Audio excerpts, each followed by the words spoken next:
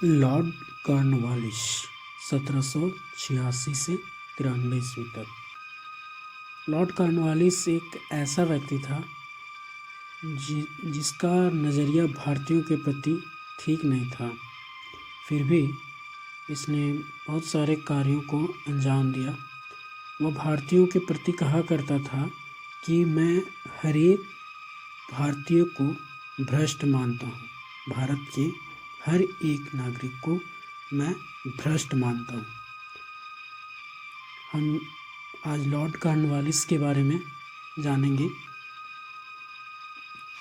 इसके न्यायिक सुधार की बात करें तो इसने कॉर्नवालिस कोड की स्थापना की थी, जिसे हम अंग्रेजी में सेपरेशन ऑफ पावर्स कहते हैं।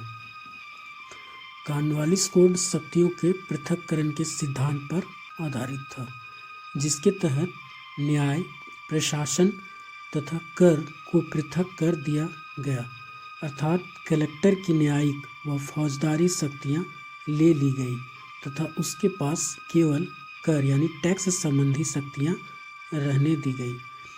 उसने वकालत के पेशे को नियमित बनाया। कॉर्नवालिस को सिविल सेवा के सुधार के लिए भी जाना जाता है।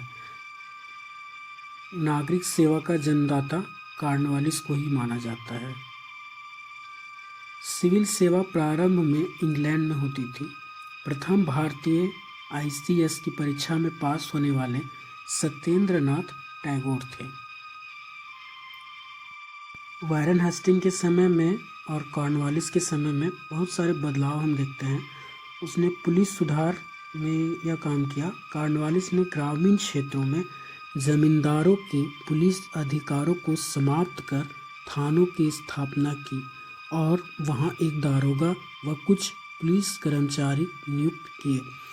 अंग्रेजी दंडनायकों जैसे मजिस्ट्रेट को जिले की पुलिस का भार दिया गया।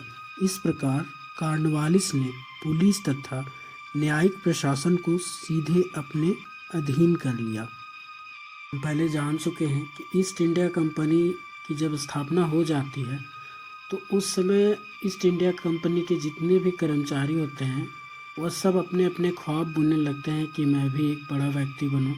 इससे होता यह है कि भ्रष्टाचार बढ़ जाती है और इसी भ्रष्टाचार को रोकने के लिए इंग्लैंड से एक कानून पारित होता है, जिसे हम रेगुलेटिंग एक्ट 1773 के नाम से जानते हैं। इस कानून के पारित होने के बाद जब कॉर्नवालिस भारत का गवर्नर जनरल बनता है तो उस समय इसने राजस्व सुधार के लिए जितने भी रेगुलेटिंग एक्ट के तहत कंपनी में कर्मचारी काम करते थे, पीछे यह एक नियम लागू कर दिया।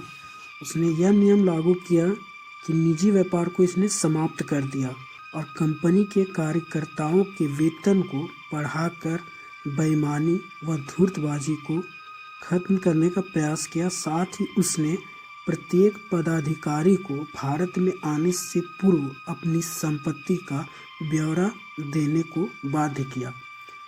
ब्यौरा देने को इसलिए बाध्य किया क्योंकि ईस्ट इंडिया कंपनी का गठन हो चुका था, तो उसमें फ़ायदा नहीं हो रहा था, नुकसान ही हो रहा था। तो इसी जांच के लिए कॉर्नवालिस ने यही सुधारों के लिए कॉर्नवालिस ने संपत्ति का ब्यौरा देने के लिए कहा था। लॉर्ड कॉर्नवालिस की सबसे प्रमुख कार्यों तो यह स्थायी बंदोबस्त। बंगाल की स्थायी भूमि कर व्यवस्था पर अंतिम निर्णय कॉर्नवालिस ने सर जॉन सॉर के सहयोग से लिया और अंतिम रूप से जमींदारों को भूमि का स्वामी मान लिया गया। 1790 ईस्वी में बंगाल के जमींदारों से 10 वर्षीय व्यवस्था की गई, जिसे 1793 में अस्थायी कर दिया गया, जिसे स्थायी बंदोबस्त के नाम से जानते हैं। कंपनी ने यद्यपि इसे पूरी तरह से अपने हित में बताया, परंतु शीघ्र ही यह व्यवस्था उत्पीड़न तथा शोषण का साधन बन गई।